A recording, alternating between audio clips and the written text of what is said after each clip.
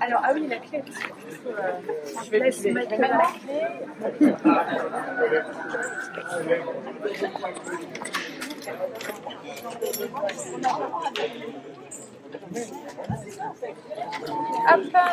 Voilà, donc nous sommes devant les sanitaires publics de la commune de Saint-Abraham, donc toilettes de luxe, toilettes en or, on peut les appeler comme on veut. Je donne juste quelques chiffres et quelques infos et je reviendrai tout à l'heure un petit peu sur cet équipement, sur cette polémique et voilà, dire quelques mots. Nous avons été accompagnés par Belinda Rio, atelier BRC, je ne la vois plus, Belinda. Ah si, elle est là. Voilà, et ton collègue NP Ingénierie. Nous avons eu plusieurs entreprises, et c'est bien parce que c'était des entreprises locales, donc Benoît Maçonnerie, JMG pour l'étanchéité, Cardinal pour les menuiseries, l'entreprise Cochet pour le carrelage, Guillerme Plomberie, Merveilleux pour l'électricité et Tréhan, un auto-entrepreneur de la commune pour la peinture. Sur le coût. Et là, on vient de terminer, donc là, on est vraiment sur les chiffres réels, facturés. Nous sommes sur un coût total de 57 806 € hors taxe, dont 37 574 € de subvention, donc subventionnés à hauteur de 65% grâce à l'État avec la DETR et le département sur le dispositif du PST. Donc un autofinancement de 20 232 € pour la commune de Saint-Abraham. Est-ce que c'est trop cher pour des sanitaires publics qui servent, j'ai envie de dire, presque quotidiennement, puisqu'on a pu s'apercevoir pendant la longue période de chantier, parce que ça a quand même été long, hein, Bénina pour un petit chantier comme ça a été long.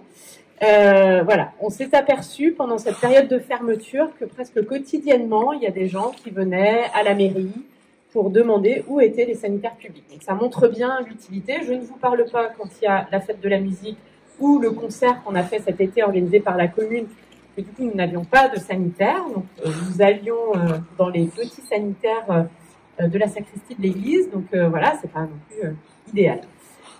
Juste dire sur la genèse de ce projet, c'est un vieux projet, puisque les élus qui étaient au mandat précédent, 2014-2020, c'est là qu'on a commencé à se dire il faut à tout prix qu'on fasse quelque chose, puisque les sanitaires étaient vraiment insalubres. Pour ceux qui les connaissaient, c'était vraiment insalubre, non accessible aux personnes à mobilité réduite.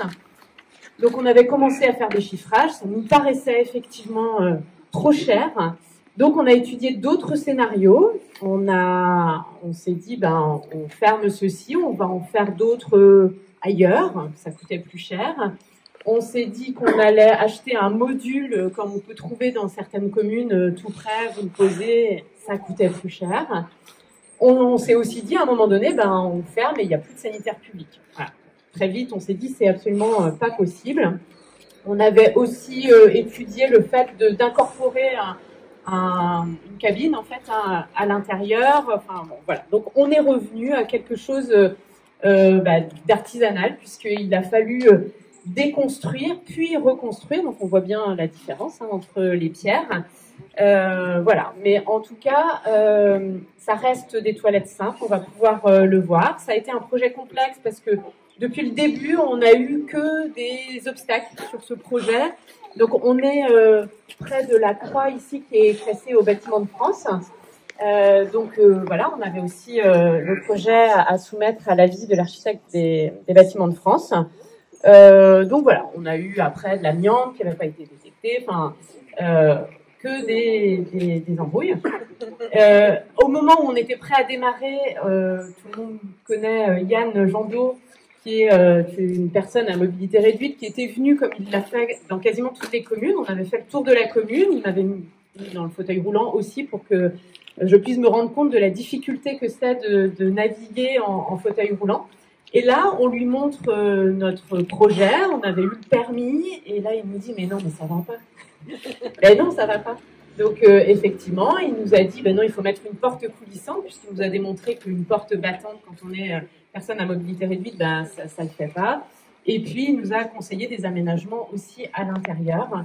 et notamment la table allongée. Donc si on peut considérer que c'est ça le luxe de ces sanitaires, c'est peut-être ça, c'est d'avoir mis une table allongée qui peut servir effectivement pour changer de jeunes enfants. Mais c'est aussi et surtout parce que Yann nous disait que pour les personnes qui ont des poches, eh bien c'est un confort d'avoir un endroit propre pour pouvoir faire leur commodité sur un espace qui est plat.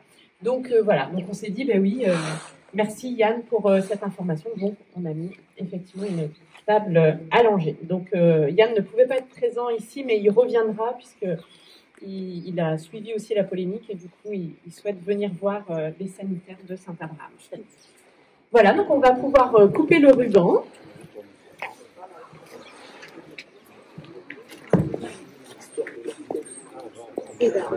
Alors, Jérôme, qui est adjoint aux travaux, va faire une petite précision.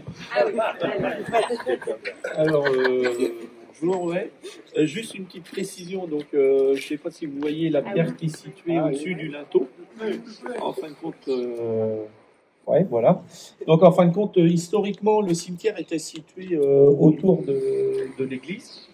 Et en fin de compte, quand il y a eu les travaux de démolition, ils ont retrouvé cette pierre-là qui composait une rosace, en fin de compte.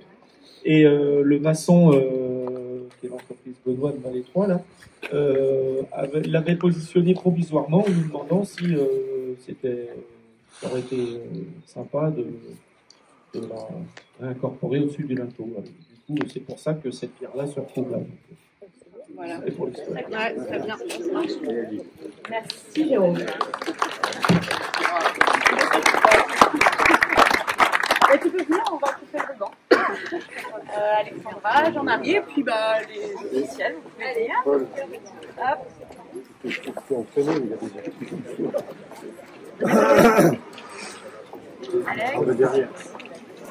Allez, je pense que vous vivez un grand moment quand même. Hein. Voilà. Donc, comme je le dis, alors je vais juste reprendre, il est où Paul? Voilà, je t'avais dit, hein, effectivement, quand je vois à chaque fois la façon dont tu t'investis dans les inaugurations, je me souviens t'avoir vu jouer au tennis, au terrain de tennis de Campénéac. Tu veux que je les inaugure? Et j'avais dit à Muriel, qui était à côté de moi, j'ai dit, oh là là, le jour où je vais inaugurer les toilettes à Saint-Abraham, j'ai hâte de voir Paul, voir comment il va s'investir dans cette inauguration. Bon,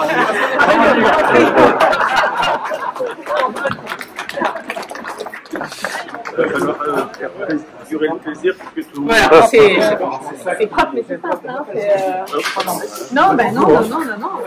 Il fait beau. Il fait beau. Ouais, hein. C'est chaud. Ah oui? Et c'est plein sud, là. C'est plein sud, ouais. Il fait pas froid. Non, mais ça va.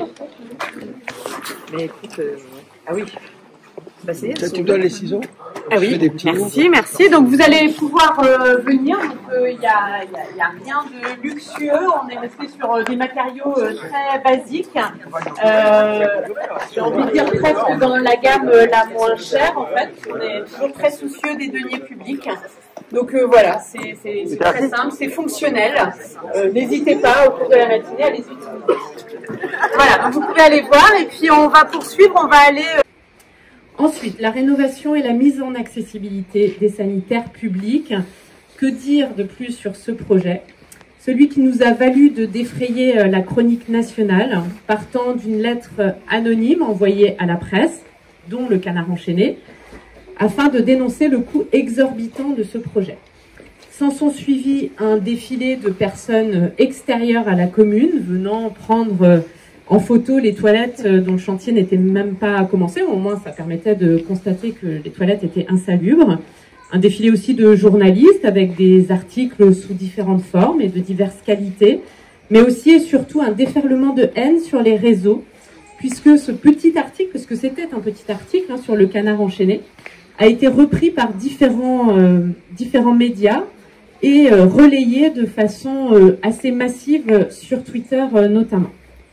Malgré les mises en garde, notamment celle de mes enfants qui m'avaient dit de ne surtout pas aller voir, au bout de quelques jours quand même, j'y suis allée.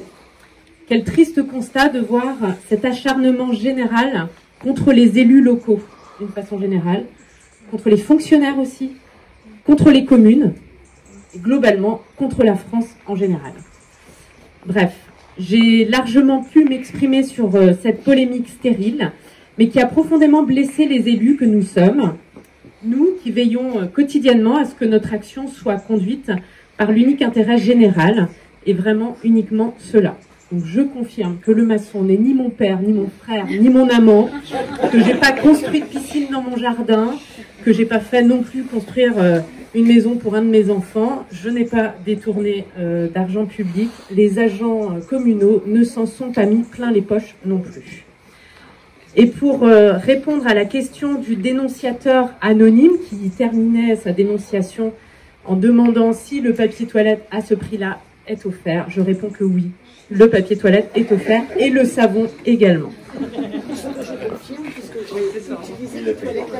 D'accord, bah très bien. Donc en ces temps où l'inclusivité est plus que jamais une priorité, nous avons souhaité que chaque habitant, chaque visiteur, quelle que soit sa mobilité, puisse accéder facilement aux sanitaires publics. Il s'agit là d'une démarche qui place l'humain au cœur de nos préoccupations.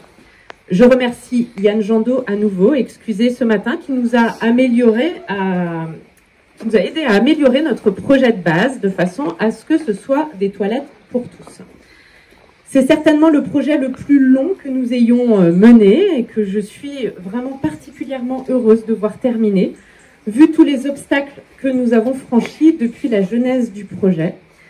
Je peux parler vraiment de véritable soulagement de voir ce chantier clos, ou presque, hein, on est au bout là. Et quand bien même notre action a été fortement critiquée, nous sommes fiers d'avoir sur Saint-Abraham des toilettes dignes de ce nom, même si le prix au mètre carré est supérieur au mètre carré des Champs-Élysées. Vous avez pu le constater qu'il ne s'agit pas de toilettes de luxe. Et d'ailleurs, sauf erreur de ma part, je ne crois pas qu'il y ait de sanitaire public sur les Champs-Élysées.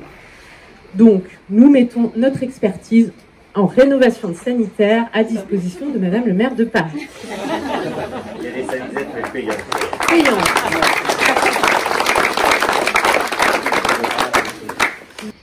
Les sanitaires publics, j'y reviendrai pas puisqu'on en a discuté souvent tous les deux, mais ça participe aussi de la mise en valeur de la commune, de sa célébrité, puisque Saint-Abraham est apparu au grand jour au sein de la presse nationale. Je plaisante naturellement parce que c'est vrai que la critique est facile et l'art est difficile, on dit aussi, et souvent les élus, il faut avoir les épaules larges, et quand on fait, c'est pas bien, quand on fait pas, il faudrait faire. Donc au bout du compte, il faut garder une ligne et s'y tenir. Enfin, moi...